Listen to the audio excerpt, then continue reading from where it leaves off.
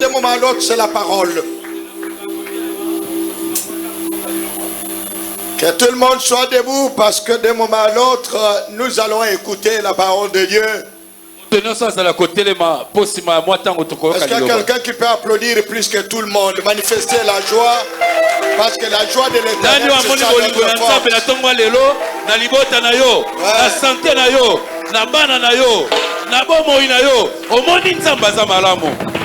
Là, je dis que la joie de l'Éternel, c'est notre force. Applaudissez, applaudissez, applaudissez.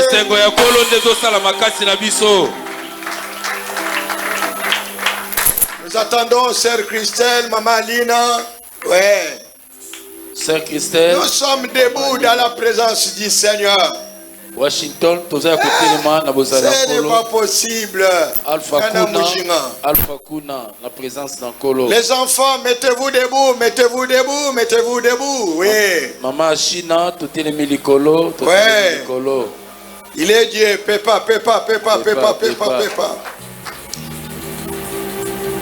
Ensemble avec les vaillants intercesseurs, nous allons prier pour la parole. Et longo na bilombe ya losambo to kobonde la pona liloba.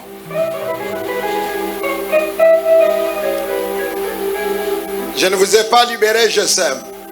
Bandeko ya jesem na na pesi bino matondi te po bozonga. Je ne vais pas vous oublier.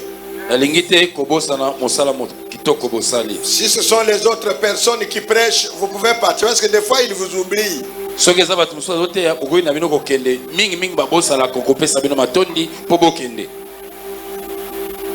sont les autres personnes qui prêchent. À rentrer vous-même, allez vous asseoir. Mais si c'est moi, je vais vous libérer.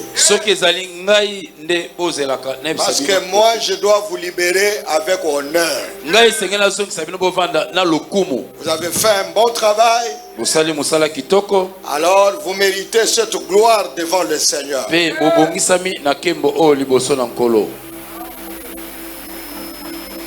Quand ils avaient des problèmes, il leur avait envoyé la parole. Quand ils étaient en difficulté, il leur avait envoyé toujours la parole. Mes amis, toutes les étapes du culte, c'est bon. Mais l'étape de la parole, ça c'est Dieu lui-même. Les autres, l'intercession, la louange, chorale, orchestre. Mais l'étape de la parole, c'est Dieu lui-même. C'est lui-même qui dirige. Parce que la Bible dit, c'est poussé par le Saint-Esprit. Complétez mes amis. Que les hommes ont parlé de la part de Dieu. Moi, je ne connais pas votre problème.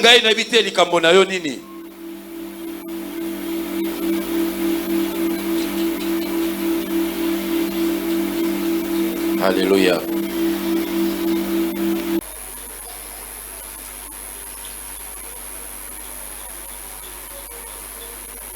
Le cordon principal va nous aider avec la lecture. Cordon principal parce qu'aujourd'hui, nous voulons terminer le sixième point. Comment avoir une vieillesse heureuse, rassasiée des jours, des richesses et de gloire. Verset 23. Genèse 50, verset 20.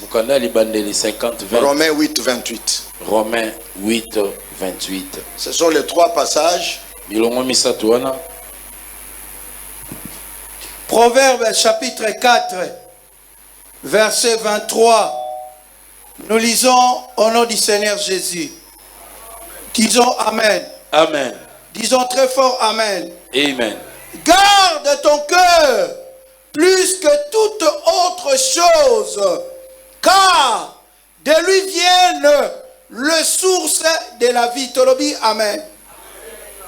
Genèse chapitre 50, verset 20. Technicien, bon, c'est dans un micro. Matissa. Genèse chapitre 50, verset 20. Vous aviez médité de me faire du mal.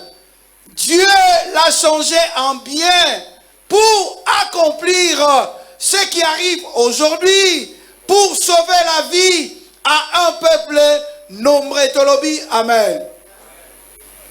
Romains chapitre 8, verset 28.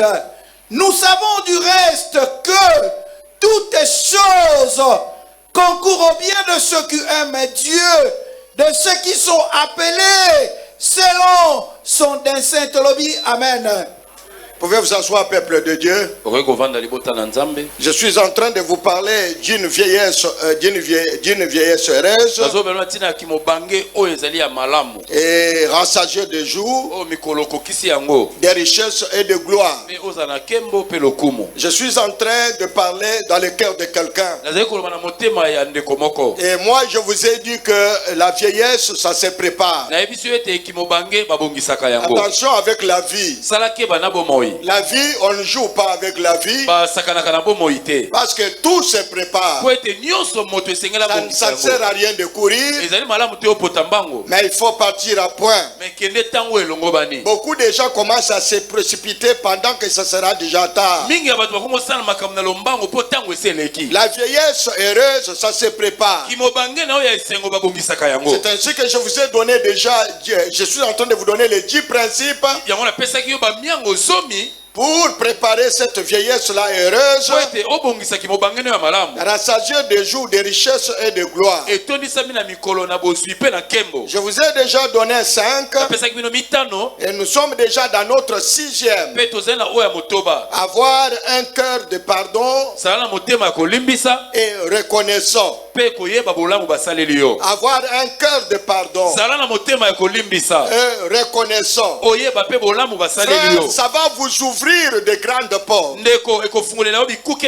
Dans cette église, je vous ai donné l'exemple de quelqu'un qui a dit qu'il a été jeune, il a vieilli, il n'a jamais vu un juste abandonné, même pas son enfant mangeant un pain.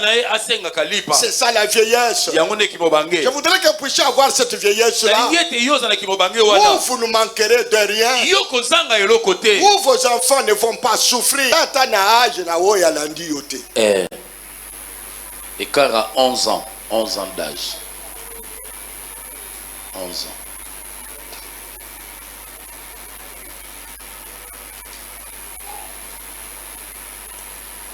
Talangaya, maman apôtre.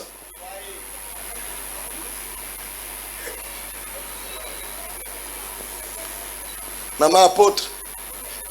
Azana âge ya Oyalanda Kingati. Oyalanda Kingati, pasteur Joseph, c'est celui qui est le papa de Dilé le petit que vous voyez là. Il est Congolo. C'est lui qui me suivait directement derrière. Oyalanda Kingati, pasteur Joseph Congolo.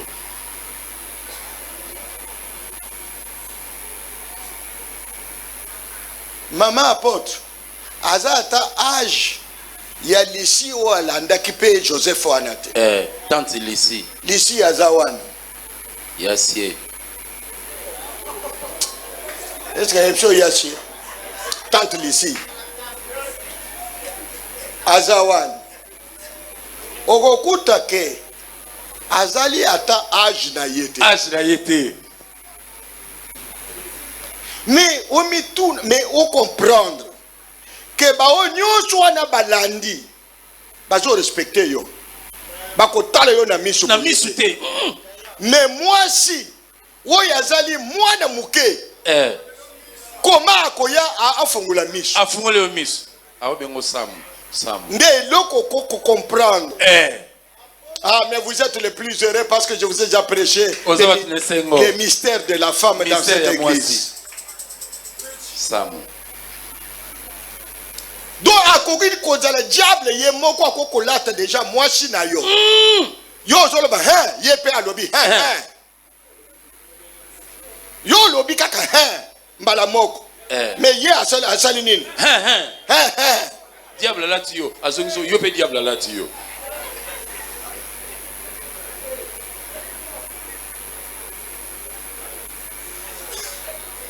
mais kako yeb chose na démon okoloka ndenga akozongisela yo 4 na yo pe ozana démon et puis démon pe soki ya moni pe susu bandeko na bazana ba démon famille na bino pe bazana ba démon ba famille na bino bazana ba démon tala déjà oyo leki na yo kuna azana démon leki no akataka examen d'état wana azana démon akataka examen d'état azana ba démon d'ailleurs soko kebite na pasteur na bino azana démon pasteur ya bato azate bino boke koyela makabuli bino na famille mais kombo na ngai eke kobima kuna ndenge pona nini.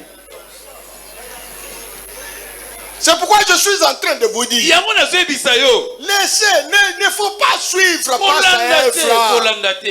quand on vous dit laissez laissez.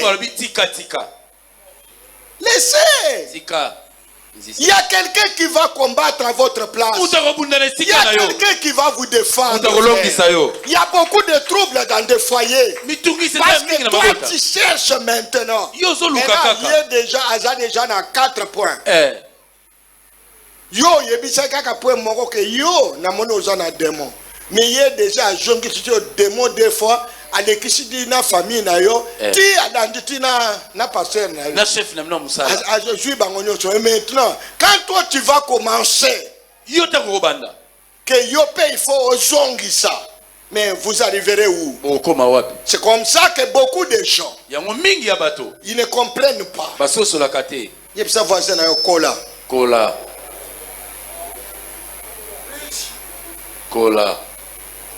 apprenez à laisser la place, Nana Mujina, apprenez à laisser la place à Dieu. Le Seigneur Jésus va te défendre. Mais c'est comme ça, frère. Que David, il a dit, je ne te touche pas. Je ne touche pas les oins de l'Éternel. Mais non. Mais Jésus lui-même s'est occupé de Saoul et il a tué Saoul.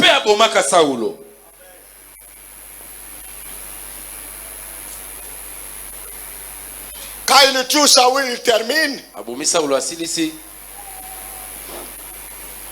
David se retrouve quelque part dans une brousse avec ces gens-là, des guerriers. Il trouve les gens qui sont en train de paître les brebis. David donne les instructions. Vous voyez ce gens-là, Nababiloko Nabango, Mutwasalanini. Analobi Mutwasalanini. Mutwa simbe eloko na bango ata mokote. Atungisa bango te, bo garder bango, bo protéger bango. Batwana babandaki koya konyoko na bango, batu bazoya koyiba babibwele, bazoya kotungisa bango, mais cette fois-là bazongi na ndako na kimia, bazwi motungisa ta mokote.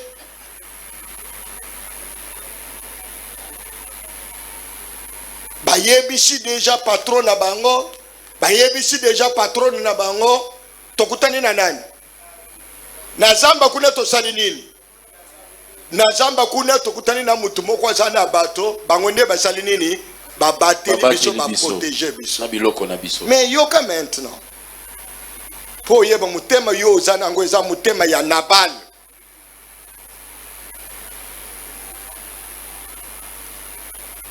David alobi bokende boye bisaye bisonde to batele quand même bango kuna tout ça et consort mais tindele biso quand même quelque chose to sala nini Tolia Nabal azolo ba qui est David yazana ni David l'enfant de qui mwana nani oyo ngana koko tindele ye biloko ba biloko kolia bokende ko ye bisaye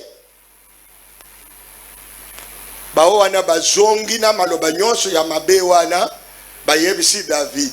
David alobi nini? Oh my God. Hatunikie David. Akoyeba ke David azanani. Lelo. Nandako na ye. Eloko moko ekotika la kopema te. Kobanda ezala mutu. Ezala nyama. Eloko nyoshe pemaka. Nyocha ata moko ekotika la te. Pepa.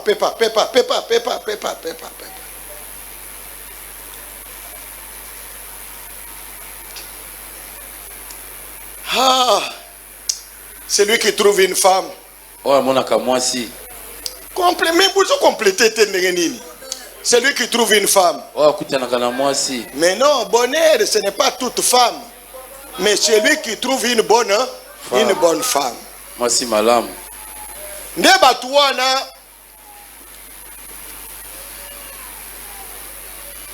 Bakeko yebisa mena mwasi ya Nabal. Balobi maman. Tala ninge makambuli. Ozo mona l'air to mikolonyo sur l'air to zokende muto banda ko ba télévision na batu na yewana. Batu wana délégation bayaki awo. Ali délégation bayawa. Alobi oui, bayeko senga eloko ya kolia tala patron abengani bango. Alobi pe so bokende ko yebisa chef na bino na zanani. Batu wana bazongi. On ne sait pas ce qui va nous arriver. Or ya yebi kuna teke David azo kita déjà. Avec décision. Mwasi wana. Tala mwasi. Mwasi malamu. Mwasi wana kenda kotala mobali boye. Mobali asha langwe. Ayebisi eloko mokote. A préparé bampunda. Azui biloko ya kolia. Azui batu ya musala. Ale tokende. Bakei bango moko. Kokende bazo kende batala boye bakutani déjà David azo kitana armée na ye. Mwashwana aye akitina mabolongo liboso ya David alobi ngai na mona kite batotindaki na yokwa kisango ya bolamu oyo salelaki déjà biso. Mais l'air batunayo bayaki nasalaki nini? Nalobi na Dominique nasalaki nini? Na yoka kite. Na yeba kite l'air bayaki. Yeba kite. Kosala mabete. Komema makila te. Biloko yango oy. Pesa batunayo basala nini? Balia. Balia. Tala biloko yango oy. Mwasi akomikiti sa.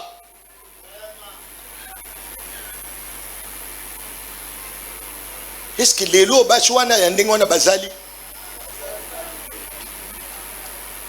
Mwasi akomikiti sa.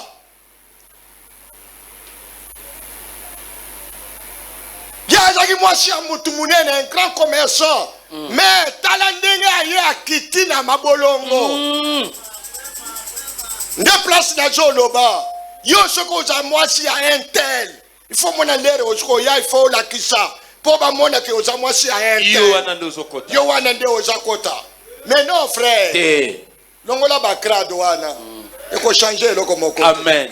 Nzamba kotombola yo. Amen. Na lobi nzamba kotombola. Amen. Na zongeli susu nzamba kotombola. Amen. Akitili boso ya David. David atali boye. Yonde mwasi, uyo za mwasi na yene, ngai mwasi na ye. Kombo na nani? Abigail. Abigail. Mwasi malamu. Mwasi oko sauver mobali. Mwasi aloboko pete. David alobi boye. Suivez bien. Aujourd'hui, lelo, j'avais déjà pris la décision. Chez vous, et pas bino. Personne, même une bête, on devait tuer tout. On devait tout tuer. Mais, avec ton agissement, rentrez. Zonga. Loba abiki. Abiki. Bozo loba bien te kuna na suka kuna bien. Loba abiki. Abiki. Abiki. Mobile na yo abiki. bazongi na bango. Frère, la Bible n'a pas expliqué. La Bible a dit seulement que 10 jours après. Combien de jours? 10 jours. 10 jours. Abomi Nabal. Nzamba abomi Nabal 10 jours après.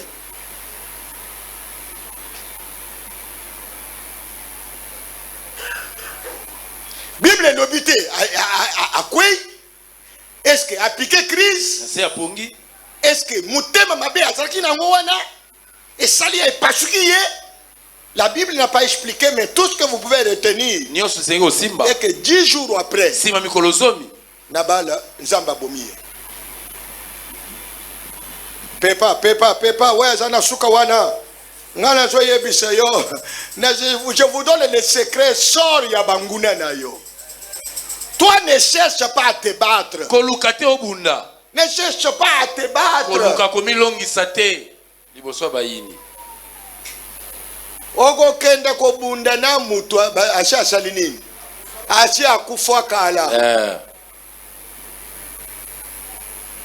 Les gens sont en prison à cause seulement des paroles. Toi tu as dit à quelqu'un, tu vas voir, je vais te faire quelque chose. Tu fais seulement que tu as fait ça. 2 jours après, Mutwana Sanini Akufi, est-ce que les Gambouana Ekolata yo à cause de Maloba parce que yo tu l'avais menacé. C'est pourquoi attention avec des langages. Frère, ayez un cœur de pardon. Ne parlez pas. Parce que vous ne savez pas ce que ça va produire. Garde silence. Et l'Éternel va combattre pour vous. Regarde. C'était peut-être dans les plans de Dieu pour tuer ce mauvais Nabal. Un mauvais cœur. Nabal. La Bible dit un méchant. Mais Dieu avait planifié autre chose. David risquait de porter le sang. Même Abigail, sa femme. Frère, yo zaka mwasi ndengenini. Mwasi oyo apelisaka moto ou bien mwasi oyo akalmaka situation. Aide semblable.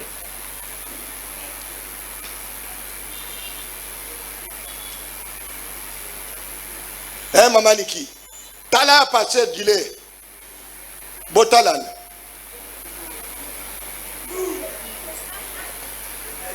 Balobi ko sekate, balobi tala ye kaka. Bo yende na zotu na mutuna. Akopesa nga pa réponse te.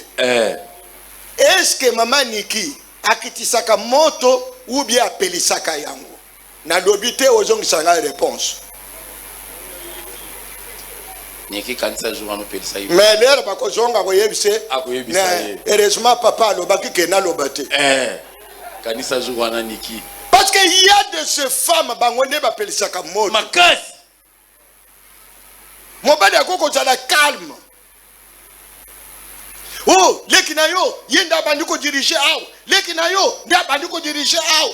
Asala ndenga lingi. Mais ndimakasi. Nandi mani nalobi nini ndimakasi bozo compléter te bozo ndenge nini ndimakasi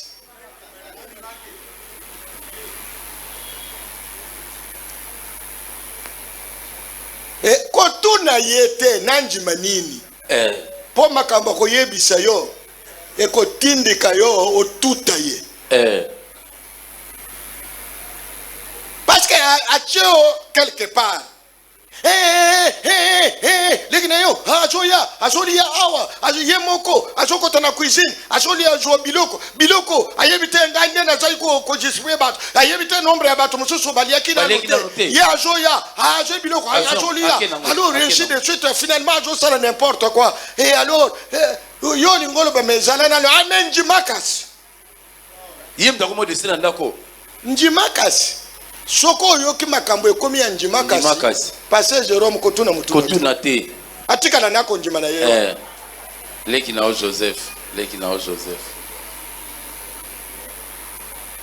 Parce que soko landeli yeke nanjima ni. Akoyeb so njima nazala mwasi na ye. Ah, parce que yes, quand le jour sala makamnyo sunandako oy, alors njimakas. Yenda ko mobile nanga abalaki nga. Soki yokufi yenda kozwanga. Peuple de Dieu, je suis venu parler dans votre cœur. Ayez le cœur. Le cœur de David. Le cœur de pardon. Ayez le cœur d'Abigaël.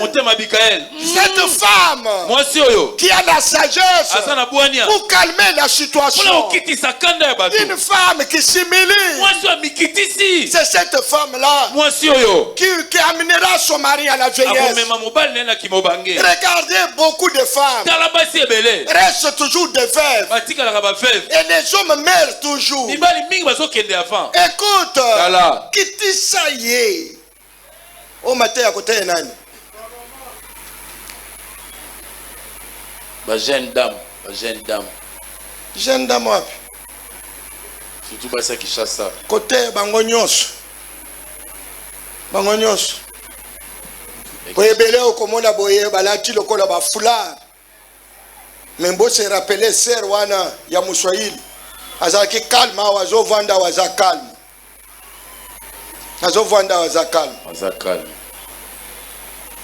Vous avez se rappeler exemple makamuna yeno. Toyebaki. Na kendeke ko ofungola kimisu. Kwa fongoli misu. Sukawana. Afongoli misu lokola fa. Donc oyo to biso to kanisaki na église moi si à calme. Mamelo. Moi si à bien, moi si à calme. Mais or mobile il est à benganga ya lobby. Il faut namone véritable face à moi si. Nde mobile ya zoloba. Mobile est très bien que azo continuer koloba. Pour ayebi ke akosimba. Parce que ça va mususu azo tala yo boye. Ache musapindenge na mujinga azo tala wana, c'est-à-dire azo calculer. Azo ba place zo kende. Azo lo ba lokolo zo kende mais o le kisate. O le kisate. Yaogi. Je te dis sincèrement. Na émission na bosolo. J'ai vu seulement la femme qui commence à bouger. Monsieur Salinine. Alors, Soukawana. Stop. Je connais Azala Kaboui. Soukawana. Ah, mobile à l'équishika ka liloba mususu. Basimba ye. A pasola ye pantalon. Nga moko nazo sala nini? Nazo pekisa. Nde mukolo na lobaki bomeki na ye ko réconcilier bino bomeki ko banda bitumba ngai na sali. Na pesi bino bayo. En tout cas na kei na ngai. Bayo. Parce que nde mukolo mama vérité na lingina kabula bango et alors musa pesali nini? Et finani soki na nini? Na porte. Na bima na musa pe vimba. Et comme rouge. Musa pe rouge. Makambo ya kende ko kabula ba bitumba. Na yeboye na pese bino conseil. Alors na boyi na ngai ko zo balle perdu. O bambeloko. Mobile na yo aza soda. Problème na ngai soki na ye na pese kaka conseil. Mais soki komi ke bomatisi mongongo ga wana na salini na bimi. Na kiti escalier wana. O papa tika nzela nazo intercéder. Zambe tikala wosunga bango. Je suis en train de parler dans le cœur de quelqu'un. Soyez une femme qui peut apaiser les gens, qui peut donner la paix. Mais toi, tu es quelle sœur? Qui est quelle sœur? Une sœur qui est en train toujours de détruire le cœur d'autres personnes. Maintenant, toi, tu es venu à l'église. Mais il y a d'autres personnes qui ne viennent pas à cause de toi. À cause de toi.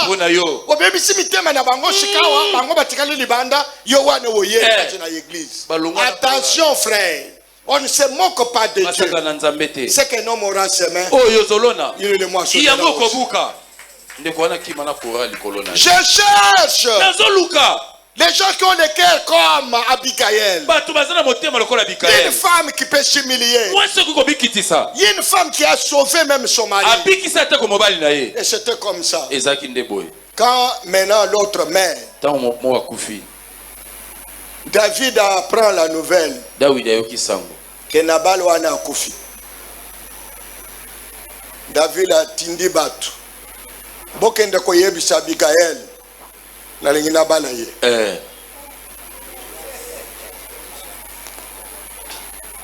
tunanga pona nini tunanga pona nini nano amonete mwasi akosala nini ya komikitisa ya ndenge wani parce que mwasi oyo azalaki nango azalaki mwana ya roi donc mutema nini mutema makasi ata kobine liboso batu te boeza exagéré allez non mobali ya ndenge nini mi pesa poids mi pesa kilo mais mi tient la place na aye ko se rappeler mwasi ya komikitisa atindi batu moyebisa ye David atindi biso alobi akobala yo nde yango wana libala yeyaki kaka ndenge wana libala yeyaka pona bizaleli amen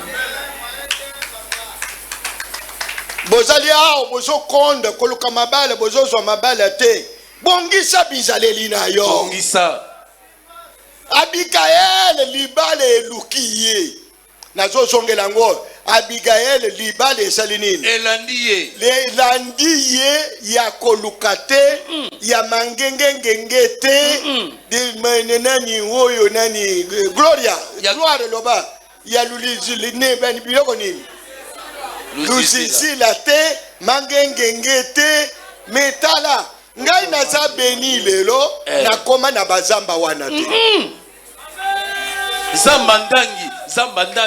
zamba campus nanake na bazamba nyonso wana te mais soki motema na yo eza bien zamba ko visiter amen betele su maboko makasi betele su maboko makasi kende kuna na zamba nyoka akosuwa ta motema na yo eza mabe mingi bambitiri parce que yo zamba lobi invoquez-le tandis qu'il est prêt zamba zaba place nyonso nzamba zalaka ata na chambre moko climatisé ozosambela nzamba koyoka yo azali nzamba koyoka yo basi soke mundela sakendaki na zamba mundela akenda na zamba kuna motema nazolo babongisa ozobongisa te lokola mbula ebetaki ngai na luzizila mbula ebetaki ngai na ngomba na zamba wana nde okozwa pe eloko moko te bantoma tripoje tokenda bazamba wana te mais nzamba asunga biso Grand mot prix 1, grand mot prix 2. Je voudrais que vous puissiez comprendre ce message. Je ne vous refuse pas d'aller dans la brousse. Tu peux aller dans la brousse. Ah oui, c'était la période de Jésus. Il allait aussi dans la brousse. Il allait aussi dans des montagnes. Moi, je ne peux pas vous refuser. Mais moi, je connais la parole. La parole. La parole. Si vous mettez votre cœur en communion avec Dieu, il va vous donner tout ce que vous cherchez. La Bible déclare: cherchez premièrement le royaume de Dieu et tout le reste vous sera donné par Dieu.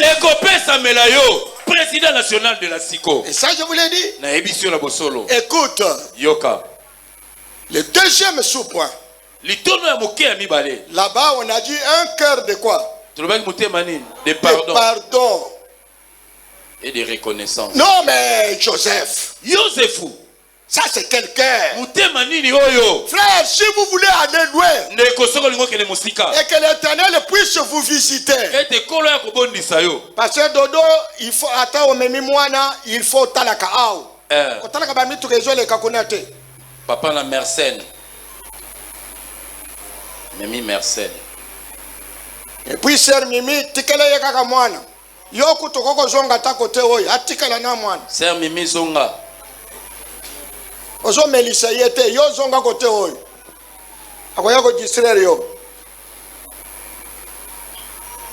Ango basi ba mata mingi bangomba ya luzizila ya mangengenge, mais heureusement pona bango kaka papa na bango na lakisaki bango kaka awa. Zamba ndangi.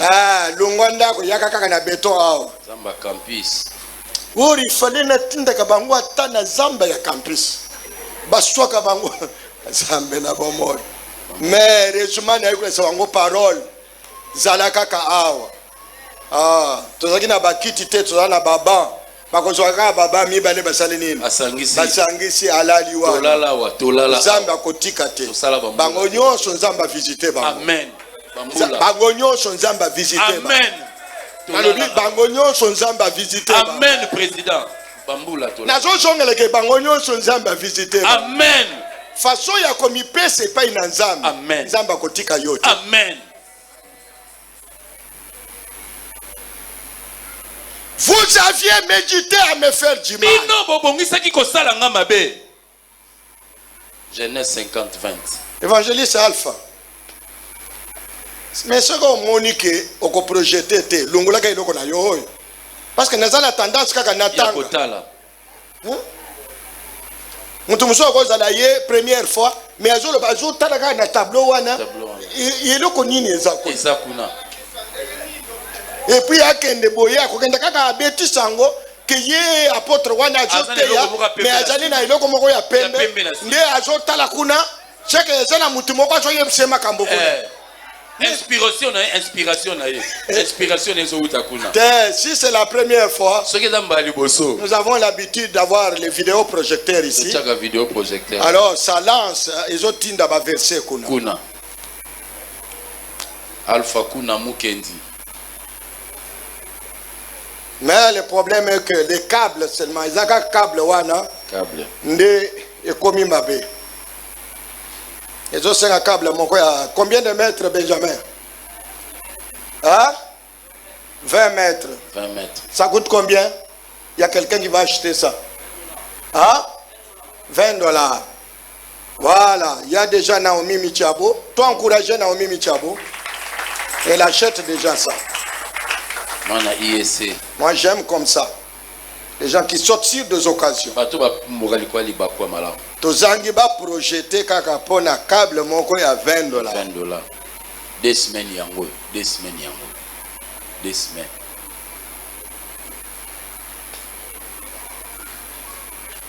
Vous aviez médité à me faire du mal. Mais Dieu l'a changé en bien.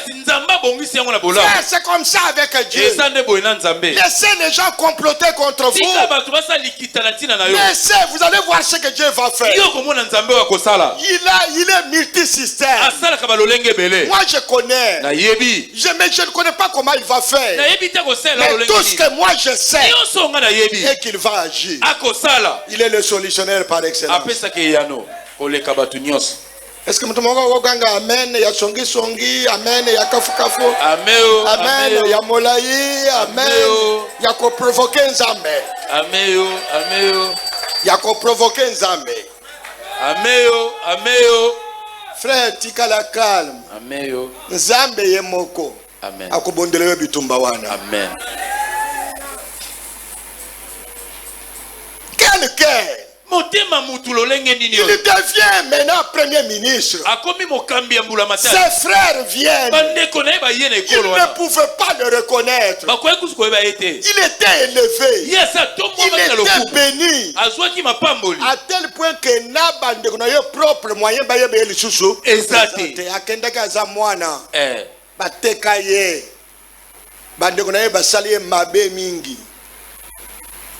Mais motema eloko ngai na lingana yebisonde mukolo wana oyo a révélé bango ke ngande Joseph ndeko na bino bazaki na idée ata mon côté.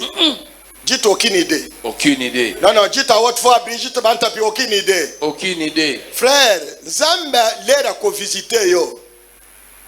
Batubo kola na bango. Bako reconnaître yo li susute. Amen. Olobi amen e kozonga. Amen. Oboyi koloba. Nazo zongela yango. Batu bokola na bango bako reconnaître yo te. Amen. Bazo bengo son excellence. Mais ça je vous le dis frère. Na solo na bisi yo.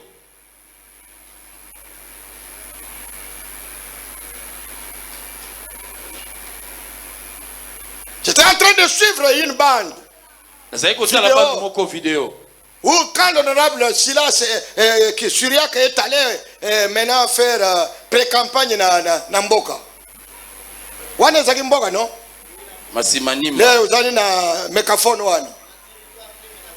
Na village. Bavandi. Ye azana microphone azoloba. Epesi ngai esengo moko ya kosakana te. Mwana na ngai village mobimba. Batata, bamama, bana, bavandi.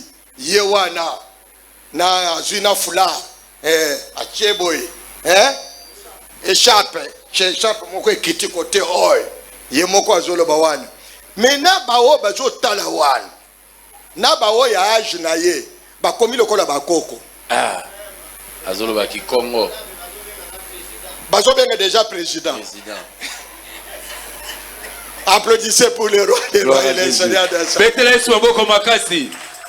Wanande bokonjeza bien kitoko wanande il faut mon mena passer Syria kandenga zoloba na démarche changer azakoloba démarche changer je suis en train de dire à quelqu'un si tu as un bon cœur comme le cœur de Joseph, le cœur de pardon, Dieu va vous élever à tel point que il y aura les gens de votre âge, les gens de votre famille, ils vont se poser 1000 questions pour bailler est-ce que Esaïe ou bien Esaïe était.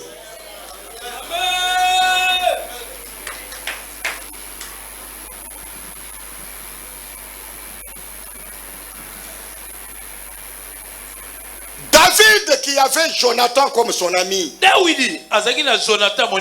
Jonathan qui l'a aidé. Jonathan le fils de Saoul. Jonathan est mort. Mais c'est Jonathan qui défendait David. Écoute mes frères. C'est ça le deuxième, le sous-point qui est là. Avoir un cœur comment? Reconnaissant. Koyeba bolamo basalela yo ate mokie kobosana te.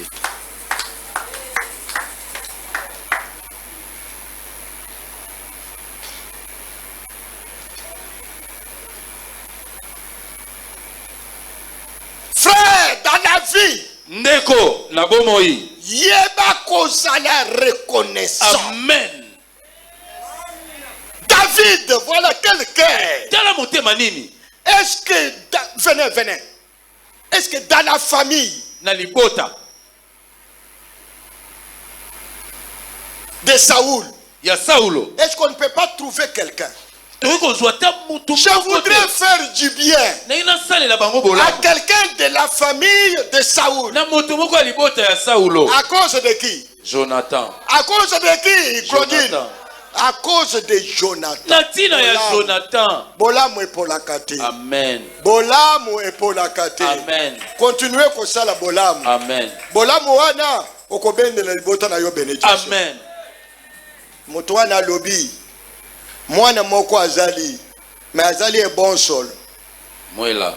Akoko kota na palais royal te parce qu'azali est bon sol. Mais aza mwana ya nani? Akeko tanga Jonathan. Makilana maye salinini eningani makilana maye ningani yaba neko lukata mutu moko ya famille ya Saoul ya musika mais bakaye ko tangela ye mwana ya nani ya Jonathan qui m'a fait du bien oya salanga babolamu ebele non bokende bozo bachar bozo babiloko royal bo memelanga bokende bozoye boya na ye awa na lombango oh la loi royale. La loi dit que un paralytique ne peut pas entrer dans le palais royal. Dans le binini. Ngainde mokonzi na pesi ndiki. Eba memiye. Eloko na sepela kinaye. Alobi Mephibosheth. À partir d'aujourd'hui au kolia na mesa na ngai. Place ngana zolia nde place yo zolia. En un clin d'œil. Frère, reconnaissance. Amen. Ne loko ezo sala ke yo kobongate. Mutema yo zanango. Ata ngana za bien. Umona ngana za nga papa na bino. E loko moto asale nga ata loko ya moke. Il faut mona ndenge na zo komisa yango. Ngai na komisa ke loko nyonso moto azo salela ngai.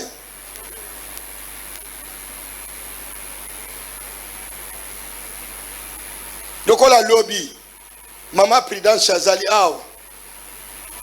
J'ai dit maman Prudence, j'ai vu ton appel. Elle a dit non papa, j'étais en train de vous appeler, si vous pouvez aller dans telle station, bâtir le yo plein à jeep na yo. Carburant plein à jeep na yo. Obeti maboko te ezamote mani. Mais bilo bozandingini. Carburant plein. Nalabe salami mkoloni. Lobby. Nazui passe Isra. Basokoli bien Cadillac. Très bien. Et on est à la place à kokenda na ba vanguard te. Bloqué. So yé moko banako calculer ya kokenda na vanguard. Vanguard etikala kuna. Mama na bango abimi. Ndeto keiwana. Et entre temps nazolo ba fallait savoir. Tokomi banda kochia. 10. Loba 20. 30 litres. 40 litres. 50 litres. 60 litres. 70 litres. 80. L'air quand tu commis à 80, nde etondi. Maman Prudence, ndambu nanga izalaki na kati. Mais il faut mona. Soki jipeza lezo loba. Mbele na retour nga loba me. Oyo makambo esala makaka depuis Karine. Mais ma Karine na Montréal. Bino nyonso bozoki ba témoin ao. Amen. Karine nde achaki plein. Na mutuka wani. Nazo yepso lobby nazo zonga. Egi wana oyezalaka kaka ezaka kote nini? Na mupanzi boye. Yango bambule na bambule ezaka kaka kote oyo. Ya kolala. Ya kolala. Ezaka kaka kote oyo. Ekoma kata na full na demi full wana te. Yango ezaka kaka kote oyo. Mupanzi. Parce que soko che 20 litres ezaka kote oyo. Soko che 30 litres ezaka kote oyo. Mupanzi. Ndembala moko eleki etuti. Etuti nase kote oyo. Tikali 5 minutes, je m'arrête là et je vous bénis tous au nom de Jésus. C'est